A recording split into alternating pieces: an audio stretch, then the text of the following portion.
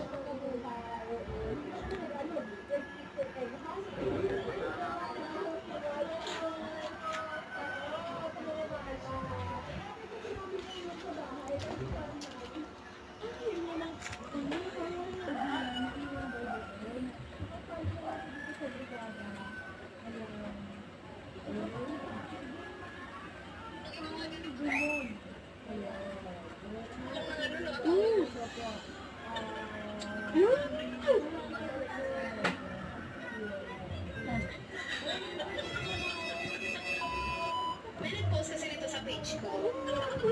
Father yun. Wala niyo kung sino. Diyan niyo mag-joke. Tapos ang caption niyo,